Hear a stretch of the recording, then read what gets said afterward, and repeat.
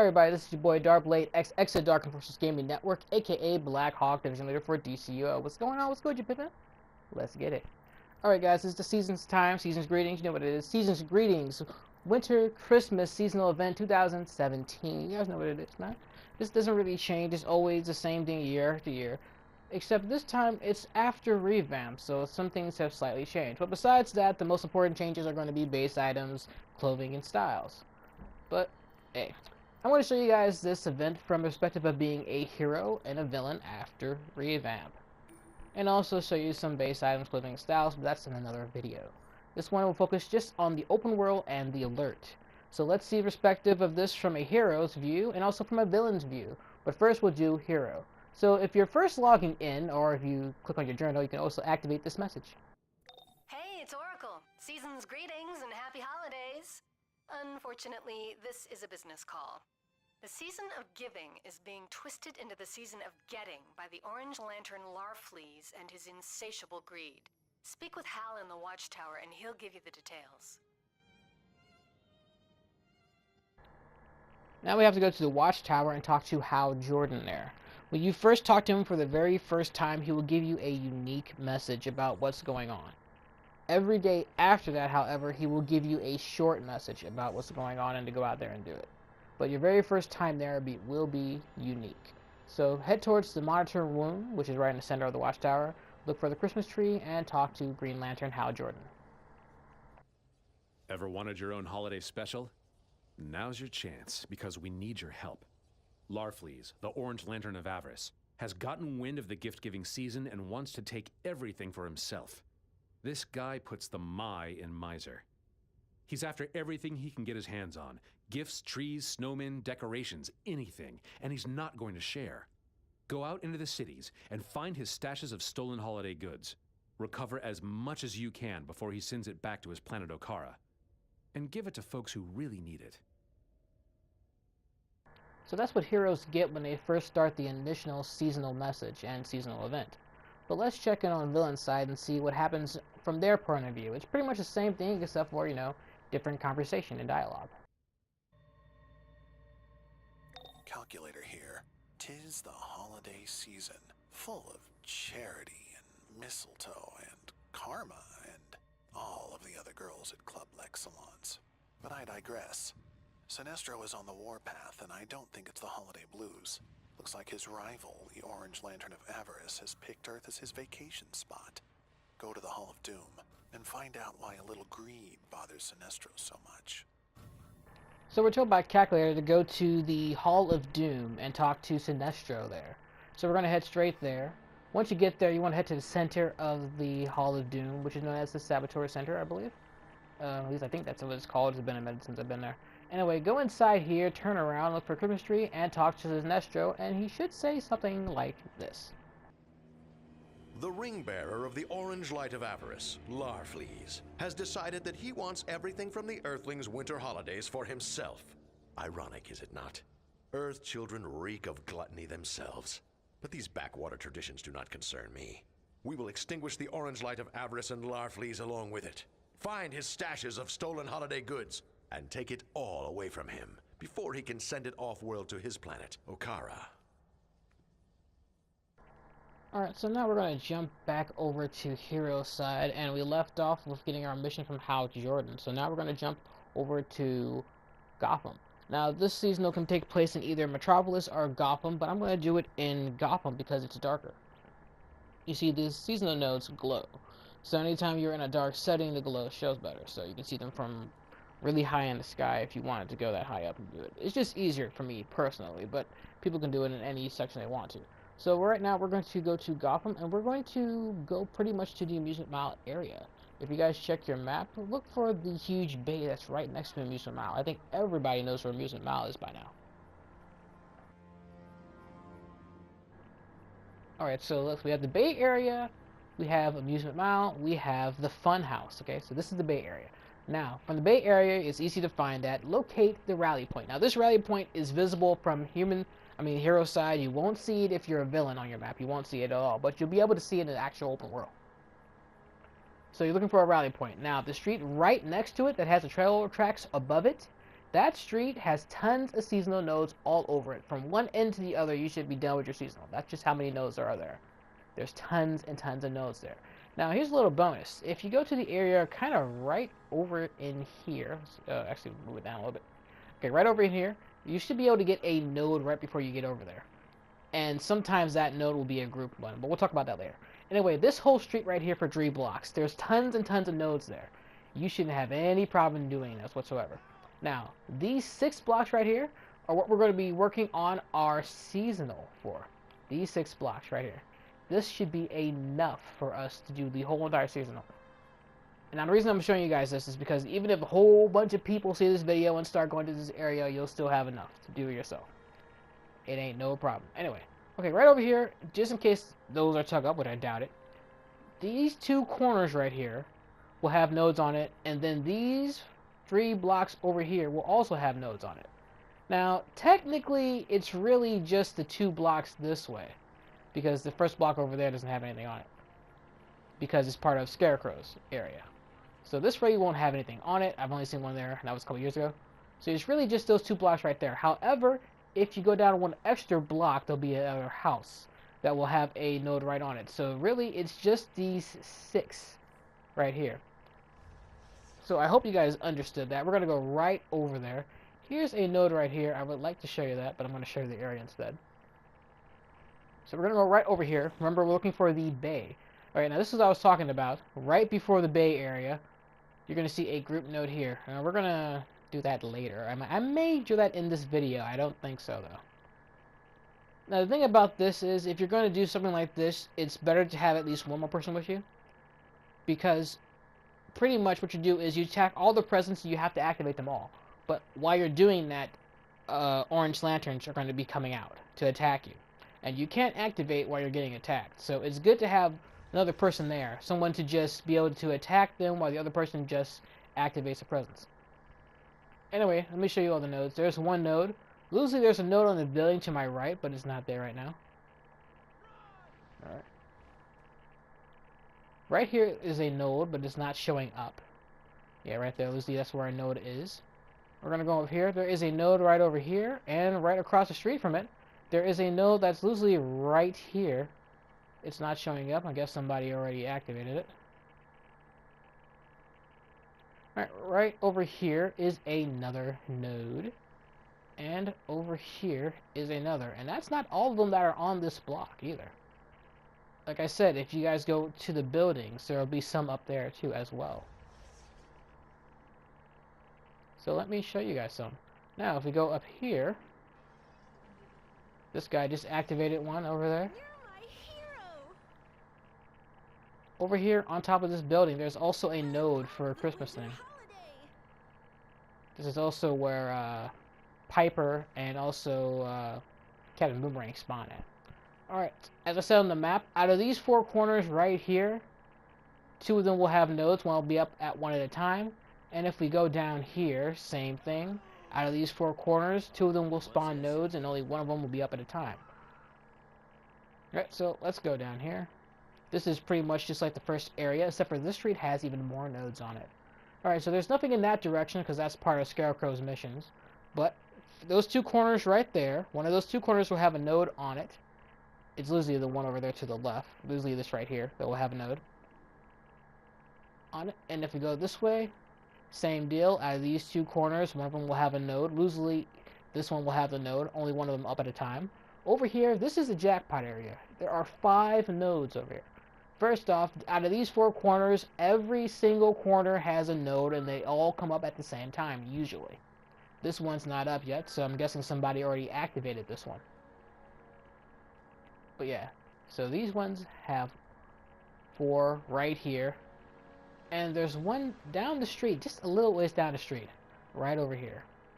It's not that far away, so really technically it's 5. So those are the nodes. Like I said, even if a lot of people come over here, it's easy to get your fill. So it doesn't really matter how many people are over here trying to farm, but everybody will get credit pretty much. Provided they're the same, either hero or villain. When it comes to activating these things, you're lucky if activating one node will usually give you about 2 presents. Either they'll be rescued or there'll be a bomb placed inside, depending on whether you're hero or villain side. But like I said, usually you get about 2 presents. Like a group of ads come out, you activate all the presents, 2 of them will be fake ones, and 1 real one you get that present. And then the next set of lanterns come out, you defeat them, activate the presents, and then one of them is the real one again. So there's your 2, usually. However, sometimes if you're lucky, in the first set of lanterns will have 2 presents in them, or the first set of lanterns will have 3 presents if you're lucky. It really depends on, well, the game state.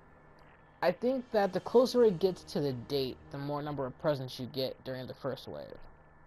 When this game first came out, it was 1 presents per wave, and you had to actually wait for the next set of lanterns to show up. But the closer it gets to the end date, you get all your presents during the first wave now. So as you saw right here, I got 2 presents. I wish I had it recorded, but there was a time where I got 3 presents from 1 node. It's weird like that. There's so many, I don't know how to say it. It's just kind of awkward. But it's a good thing to me, at least. That means I don't got to stay there and continually doing it, you know.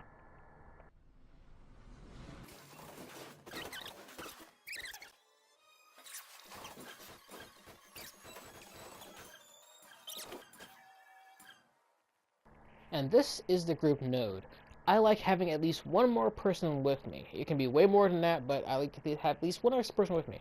That's because once you activate that tree, all the presents have to be destroyed. And after you do that, they all have cooldowns on them. And how are you going to activate all those presents while you're getting attacked by lanterns at the same time?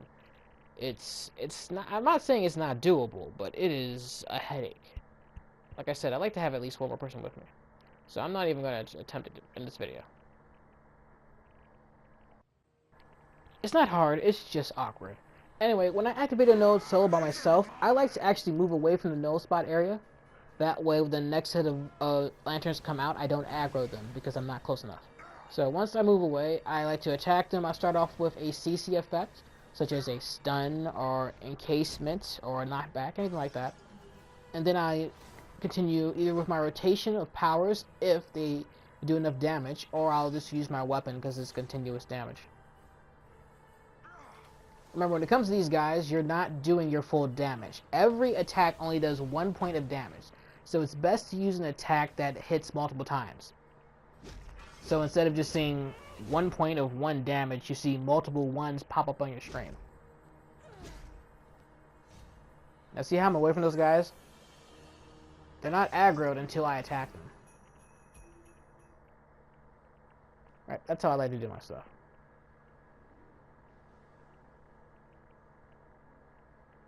Alright, so we're going to go over here real quick. Activate this one. It's just the same thing, man. This is just some easy stuff. These are mine!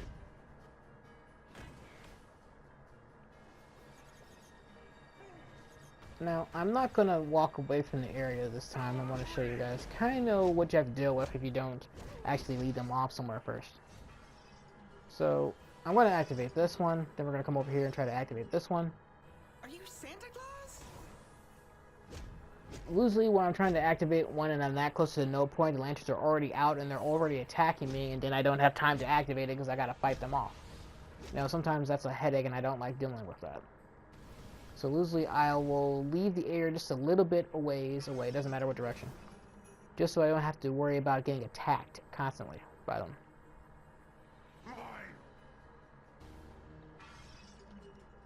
Sorry for the skips. Like I said, if it's skipping, it's because the console is picking and choosing what to record and what not to record. Even though you hit the save button, it's supposed to be the full 15 minutes. Sometimes it just does skips. I really need a new PS4. As I keep telling everybody, never buy the launch version of anything. Anything. Because that's nothing but the test version, as far as I'm concerned. I bought this PS4 when it first came out, problems. When the Xbox first came out, problems. When the Xbox One X came out, problems. I'm telling you, man, don't ever buy the launch version of anything. Always get at least the 2nd edition, if not the 3rd edition or something. Always wait, because when you're the first to have anything, you're really just testing it out. No matter how many tests they said they've done, you're really just testing it out, trust me. Anyway, let's lead these guys away from that area, and we'll go over here, defeat them real quick. Right here's Pulse Beam. This is what I like using, because it pretty much kills one of the ads, moves over to the next guy. That's just why I like Pulse Beam so much. It's really, really fast, as you saw. It's super fast.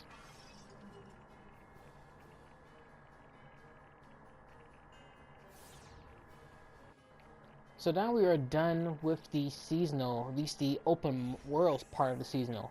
We still have to do the alert, but right now we're done with this. Now, to accept the completion and earn reward for doing the open world seasonal, you have to go to your journal and click on the mission again to get your reward, which will be seasonal coins. Now, unfortunately, I don't click on that in this video, because also, along with getting the reward, you also get a message that will start the next part of the seasonal. The message will be either from Oracle or Calculator, which you won't hear because I didn't click on it. However, we're going to go to Villain side, and you'll be able to hear just that, and also see the differences from Hero side and Villain side. There's not much difference from Hero side to Villain side as far as fighting. It's all the same. The really only difference is dialogue choices and the receiving of the presents. See, Hero side, you receive the presents to give back to the community and to save Christmas. Villain side, you receive the presents to put bombs or traps in there or whatever to hurt the community. And also to get back at the Orange Lantern Corps, because, you know, we don't like them. Why give them a dress hold in our city? They're all about greed, so anything that we take away from them is a good thing. So here is what happens when you actually activate a present. Oh, the humanity.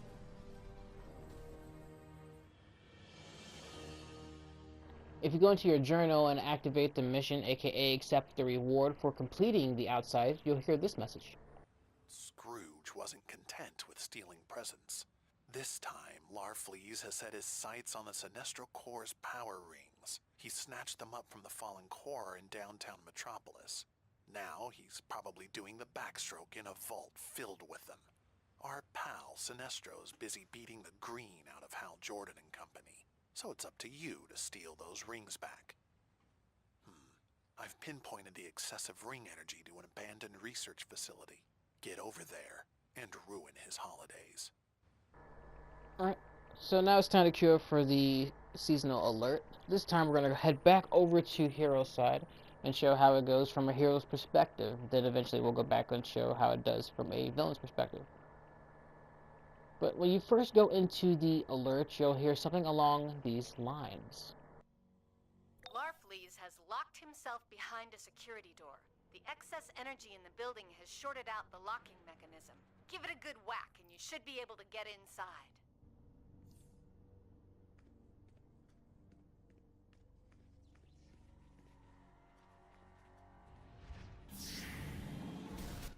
Whoa, check out that horde. There's the power rings trapped inside those emitters. They're fueling the shield surrounding him. Get in the mix and interrupt the flow of energy.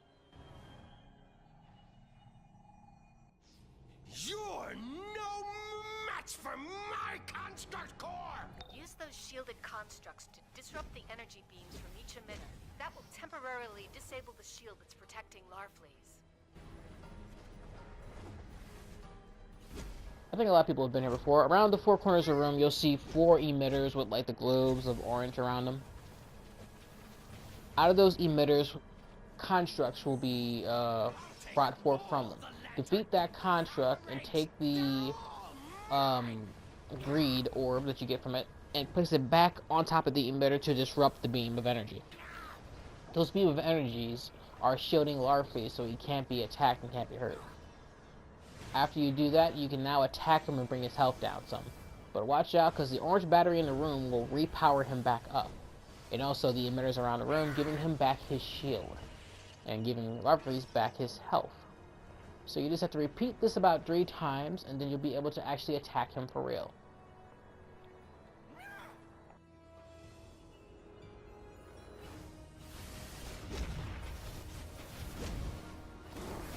This one's mine, and this one, and this one. This one says Little Judy on it. They must mean me. Just misspelled my name. Yes.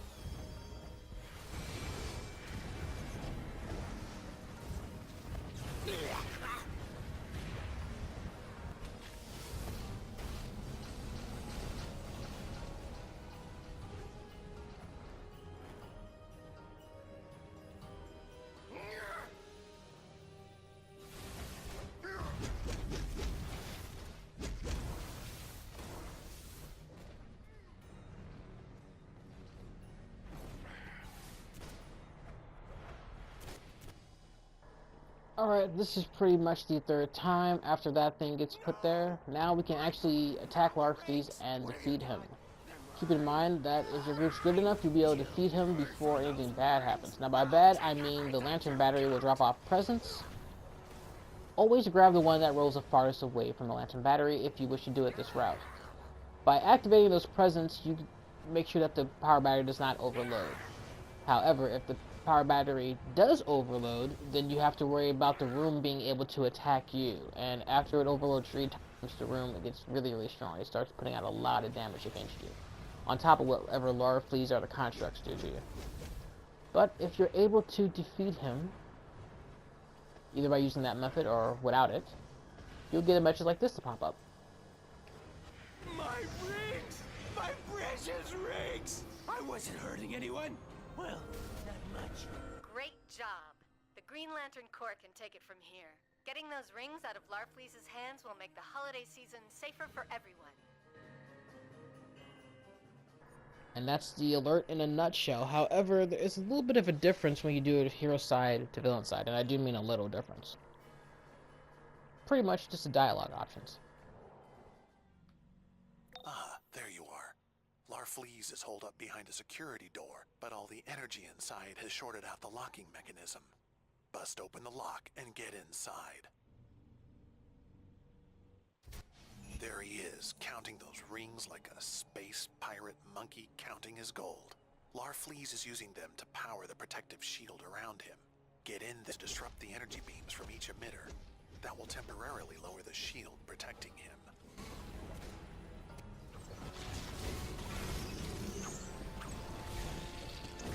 My rings! My precious rings! I wasn't hurting anyone. Well, not much. Nice work. The Sinestro Corps can take it from here. Was he always that ugly, or did you focus fire on his face? Yuck. Thanks guys for watching this video. If you like what you hear and like what you see in this video, hit the like button, hit the subscribe button. I'm trying to put out lots of videos on this channel. And look out for part 2, guys. Base items and styles. See ya.